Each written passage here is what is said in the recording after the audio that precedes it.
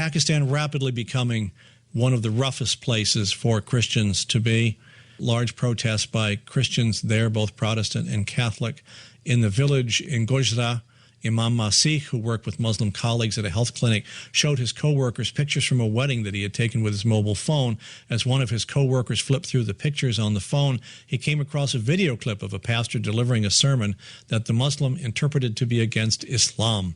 So he was enraged, and he showed the clip to another worker named Bilal, who was equally filled with anger. Calling the Imam Imran back to them, they began violently beating the man. Senior management of the health clinic intervened and calmed the situation down, but only temporarily.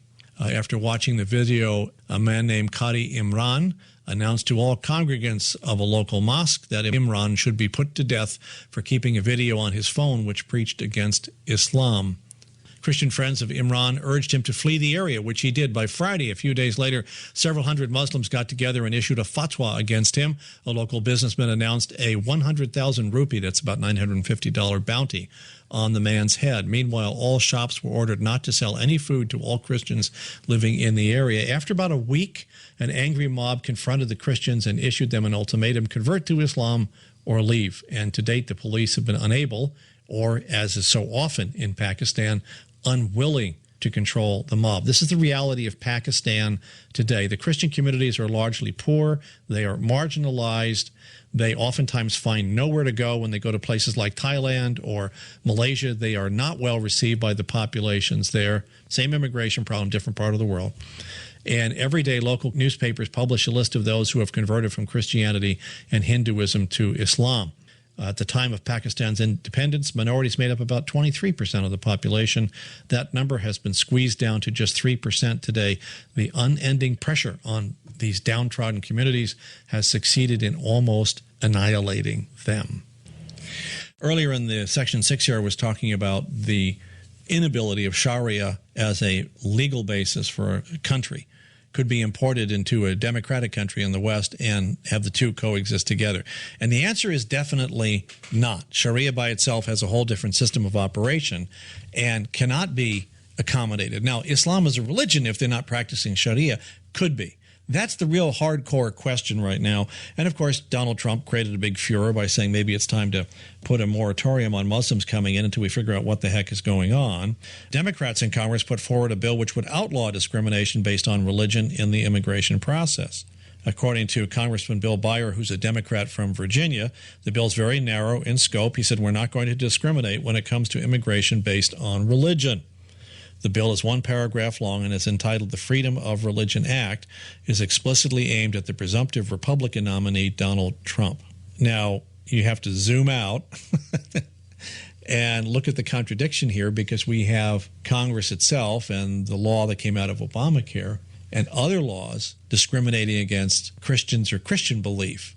At the very same time here, this bill is very clearly targeted. It says based on religious belief. Yeah, but we already know that discrimination is occurring in the area of refugees. If you look at the number of refugees admitted, the number of Christians is very, very, very few compared to the number of Muslims who are being admitted.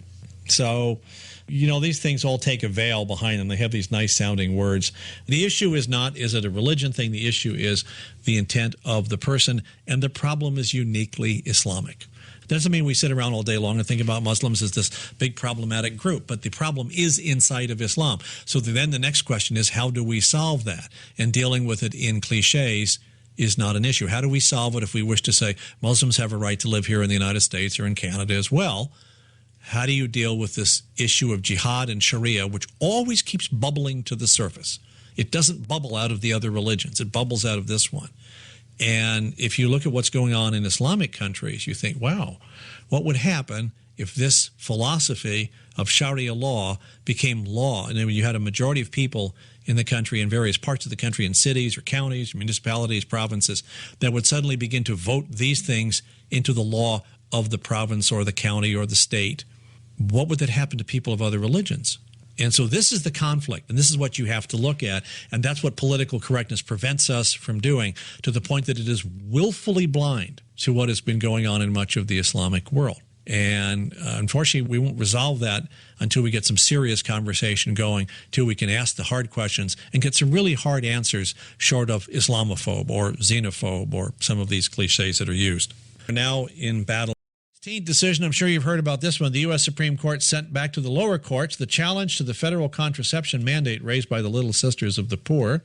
The lawsuit involved the Department of Health and Human Services, their federal contraception mandate, which requires employers to provide contraception and drugs that can produce abortions in employee health plans. And I was wondering where this one was going to go. By batting it back down to the lower court, they refusing to take the case, and it stands on the previous decisions of the lower courts, which was decided in the favor of the Little Sisters of the Poor. If Justice Scalia had still been alive, it could have gone to the Supreme Court and as a result been decided in favor of the Little Sisters of the Poor. But in this case, they batted it back down and decided not to handle the case. And so it was decided on the basis of earlier decisions. The Supreme Court on Monday gave the Obama administration a final chance to work out a compromise with religious groups opposed to the birth control mandate under the Affordable Health Care Act. We're going to do a show on some of this in the next week or so about this idea of redefining law, that laws are put in place and then presidential administrations or the bureaucratic part of their administrations go back and redefine what qualifies to get into the law and then try to apply that law to the new group that's involved, to the new situation, which the lawmakers who wrote the law, maybe up to 40 or 50 years ago, never dreamed of. So in essence, we're creating ex post facto laws, which of course is illegal under the Constitution, by doing this redefinition. I've always said, beware the definitions, because once a law goes into place, when you set a precedent, even going forward from today forward, as you set a precedent, all you have to do is shift definitions then after that. And that applies law to whole new locations, to things that the lawmakers who passed it never thought about it. This was going to be an interesting collision, shall we say. The lawsuit was filed by the Becket Fund for Religious Liberty on behalf of the Little Sisters of the Poor. They call that a very important win, which it truly is, because you are standing on a large moral teaching position of the Catholic Church for what Catholics believe. And the real question would then be, if it turned out against their favor, would civil disobedience have begun? Or would they just simply say, well, we can't do that because this is against our moral teaching, and you've asked us to do that. It's repugnant to ask anybody to go against their religious moral compass. And right now these wars and battles are being fought in winner-take-all basis rather than a process of accommodation. And we have a history here in this country of accommodating people as they needed to be accommodated.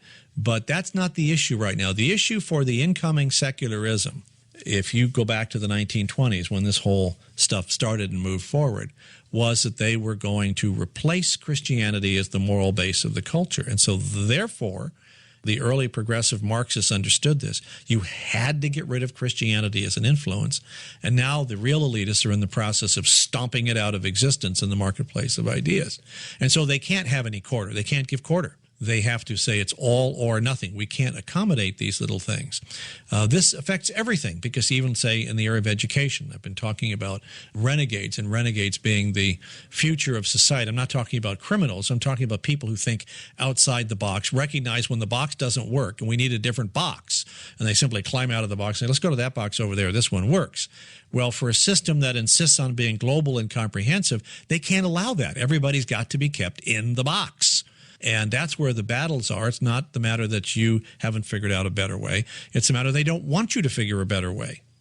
It's a very bizarre situation. Only a world under deception, as the scripture tells us, could come up with something as stupid as that. But in reality, there's a real strategic awareness to that.